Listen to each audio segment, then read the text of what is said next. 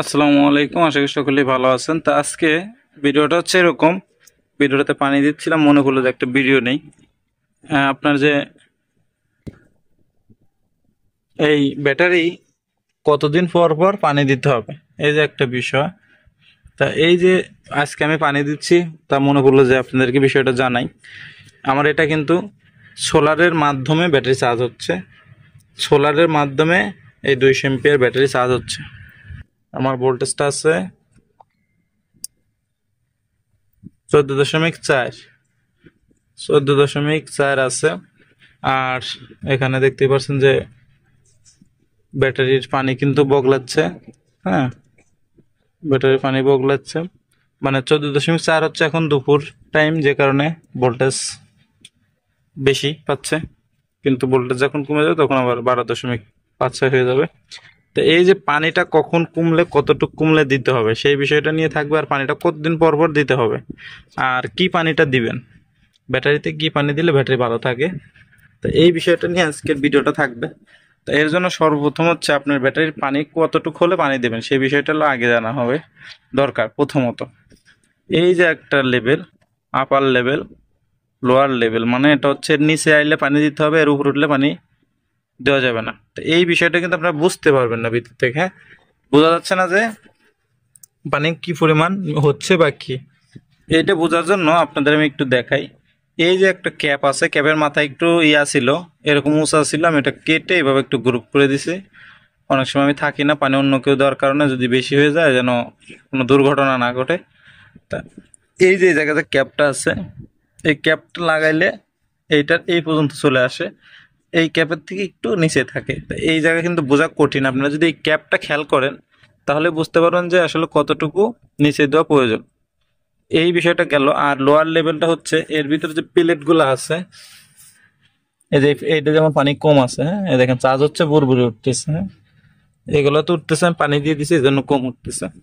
তো এই যে পানি যখন প্লেটটা দেখা যায় যায় ভাব, তখনই কিন্তু পানিটা দিতে হবে। আবার একটা বিষয় হচ্ছে যে একটা ব্যাটারি কিন্তু অনেকগুলা ক্যাপ থাকে, 6টা ক্যাপ থাকে, মানে মুখ থাকে আর কি।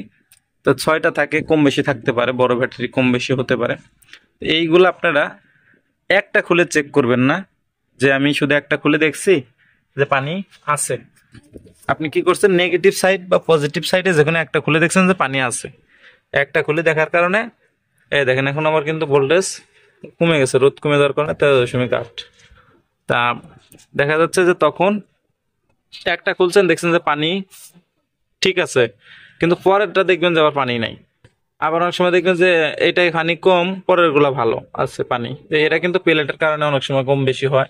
তা আপনারা, হ্যাঁ, তা আপনারা এটা খেয়াল রাখবেন। তো অবশ্যই আপনারা সবগুলা মুখগুলা খোলার চেষ্টা করবেন, 6টা থাকলে 6টাই খুলবেন, 5টা থাকলে 5টা, বেশি থাকলে বেশি, সবগুলা খোলার চেষ্টা করবেন। আবার এখন কিন্তু আরেকটা পাওয়া যায়, রহিমা আফরোজের ব্যাটারি কিন্তু একটা জিনিস আছে, সেটা হচ্ছে এইখানে একটা ইয়া থাকে যে লেভেল, পানির লেভেল চেক করার ডিজিটাল ইয়া থাকে, ওইটাও কিন্তু ব্যবহার করতে পারেন। ওটা সচরাচর মার্কেটে পাওয়া যায় না, অনেক সময় খুব ভালো দোকানগুলোতে পাওয়া যায়, যেমন জুই পাওয়ার, আইপিএস, সোহাগ ভাইয়ের ওখানে কিন্তু মাঝে মাঝে পাওয়া যেত, উনি মাঝে মাঝে আনতো, কিন্তু ওগুলা কোরিয়ারে পাঠাইলে ওই ভেঙে যায়, ভেঙে যাওয়ার কারণে দেখা যাচ্ছে একজনের 6টা দরকার, সে 6টা বারটা নিল, 2-4টা ভাঙে যায়। তো ভাঙে গেলে তো আর লাভ নেই, জন্য ওটা আর এখন উনি আনে না, মাঝে মাঝে আনে। তো এই যে বিষয়টা, এই জন্য ওইটা লাগাতে পারেন। আর যারা বোঝেন কম ওইটা লাগাবেন, আর না হলে যেভাবে চেক করে নেবে, দেখেন এখন বুড়বুড় উঠতেছে, রোদের রোদের পাওয়ার বেরিয়ে গেছে 15.6। তো এই যে এইগুলা আপনারা এইভাবে কিন্তু চেক করতে পারেন।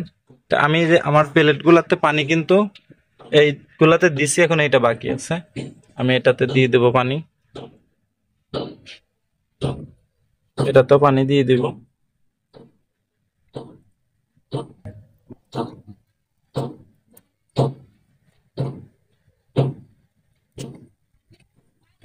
এই যে পানি,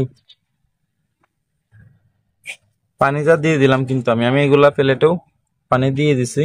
তা আমার কোনো প্লেটে কম নাই, আমি সব প্লেট গুলাতেই পানি দিয়ে দিছিলাম। তো ভাবলাম যে একটা ভিডিও নিই, যেহেতু পানি কিন্তু ব্যাটারিতে প্রচুর ফুরায়, আইপিএস এর ব্যাটারি কিন্তু সব থেকে বেশি ফুরায়। আপনারা আইপিএস এর যারা যাদের বাড়ি আইপিএস আছে, আপনারা প্রতি মাসে একবার করে একটু চেক করবেন। প্রতি মাসে একবার করে চেক করলেই, 1 মাস 2 মাস চেক করলে বুঝতে পারবেন যে আপনার পানি কতটুকু কত দিনে লাগবে, কয়দিন পর পর পানি লাগবে।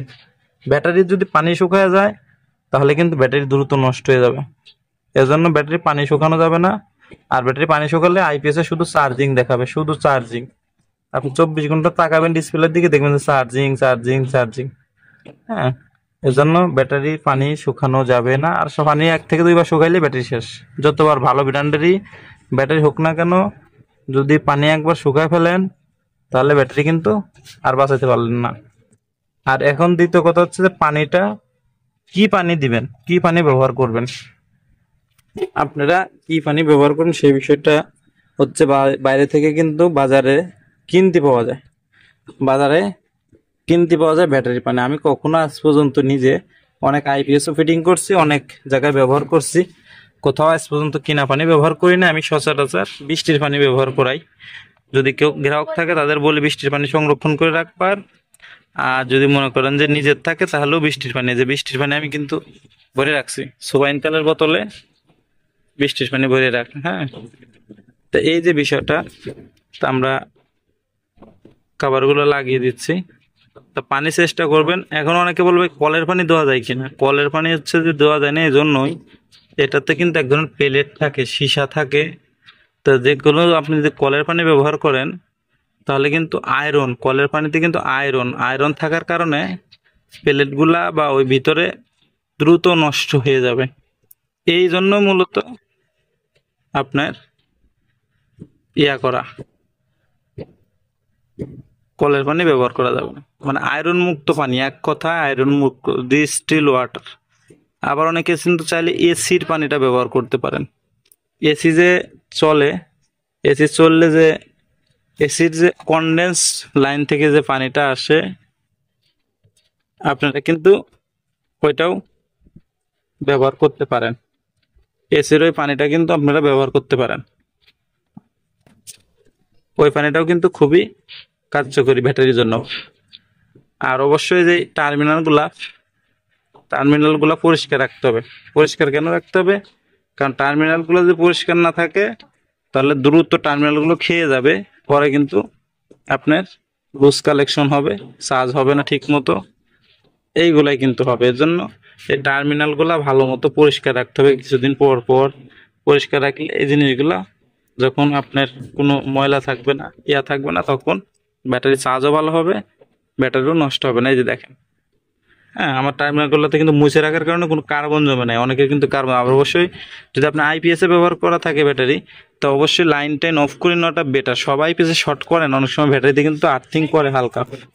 এই জন্য সাবধান, বুঝে শুনে ব্যবহার করতে হবে। ভিডিওটা অনেক বড় করে ফেলছি, ভুল দুটি হলে ক্ষমা দৃষ্টি দেখবেন। আর যে কোনো বিষয়ে জানতে কমেন্ট করবেন। ভিডিওটি দেখার জন্য ধন্যবাদ।